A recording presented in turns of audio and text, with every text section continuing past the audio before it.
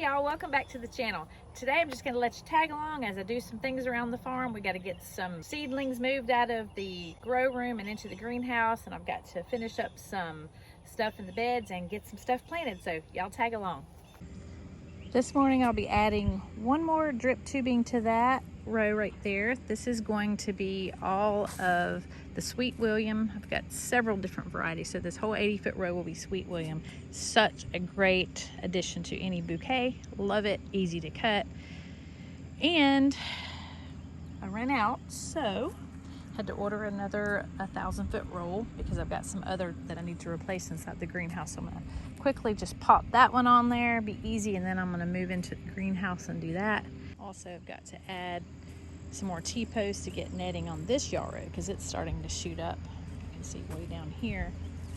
I just love yarrow. Y'all grow yarrow? It's beautiful. I think it smells good. And this will be my 4th season with this.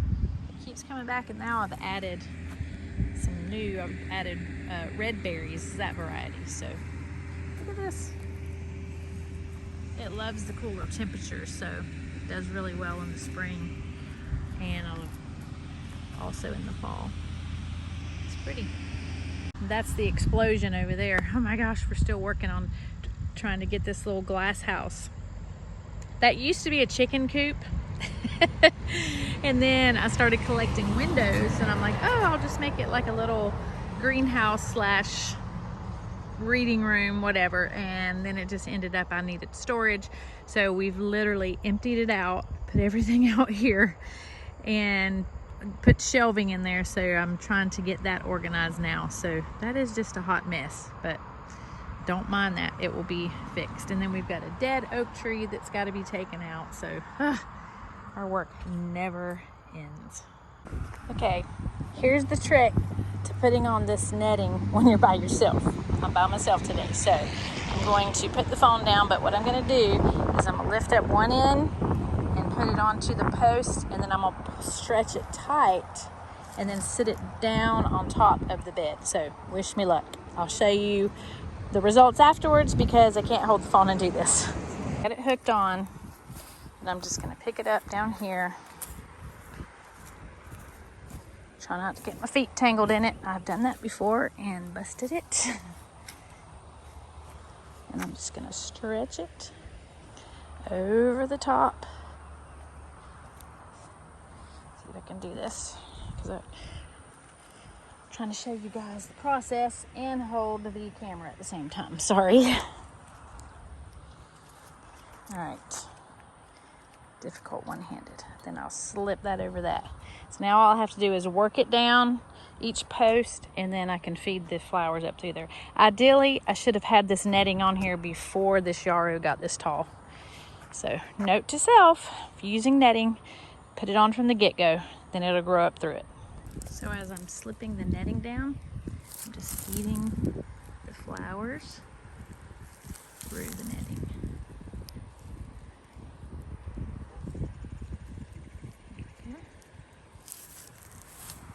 Go do the other side. Done. Now everything is in the netting, and it will help it stand up straight. Last year I tried some of it without netting, and it was literally so tall the wind like knocked it over, and it was laying over into the aisle where you couldn't even get a good straight stem, much less walk down the aisle. So this is much better to use this Hortanova netting with the yarrow. I started filming for this video, it was 2 days ago, because it's been storming and I didn't get to finish. But the netting that I put on 2 days ago, look at it, it held up great. This is why I use netting. I'm serious when I say storming. Like, we had some pretty strong winds and hail, and yeah, that's what the netting's for. I am a firm believer in the netting. It's a little aggravating when it's like the season's over, when you go to pull everything up, but totally worth it for a cut flower farm because it holds everything upright like it should. Here's an example. I didn't get this little tiny section netted, and look at that, it's laying over on its side. So I got to get this part netted too. All right, doing our morning check. Everything looks good. Growing like it should. Got to get those dahlias in the field. Look at that status. It's going crazy. Sweet.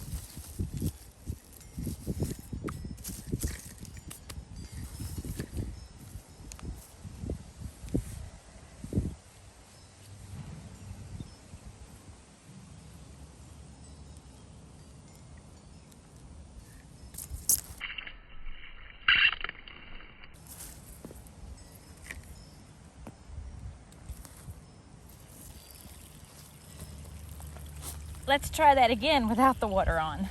There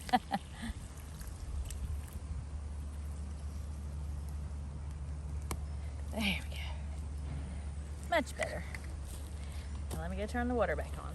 So I've got the valve closed.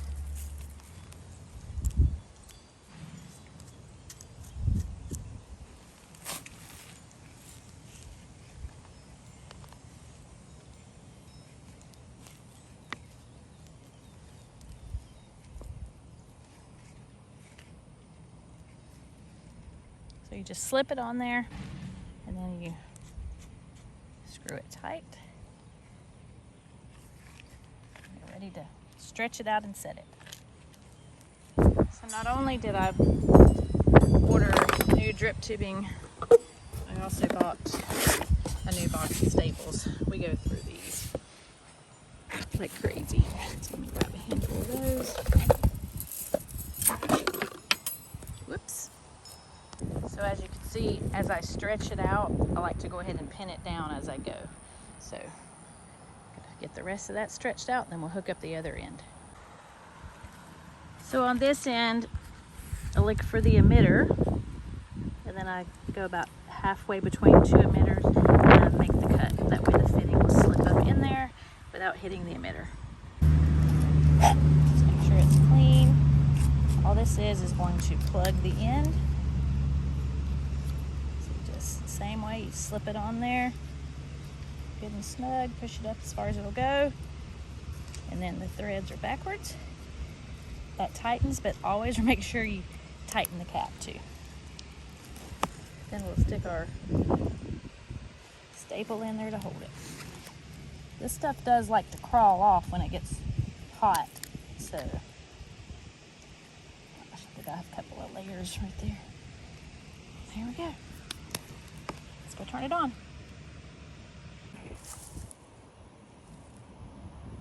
Alright, let's turn it on. So I can do this with one hand, probably not.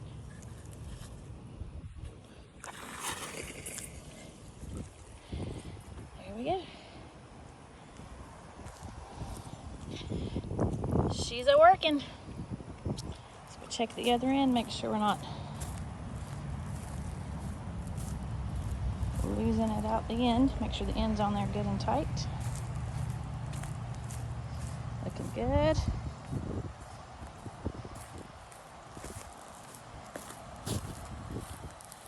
Hasn't made it to this end yet. So let's just give it a second. I can hear it coming.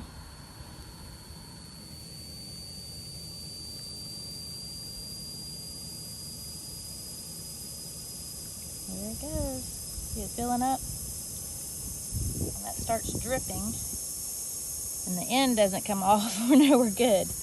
And there we go. All right, no leaks. All right, we're gonna go put the tools back in here and probably go eat some lunch. So listen, thank you for watching and for tagging along with me, just doing some work around the farm. But remember, bloom where you're planted. See you on the next one.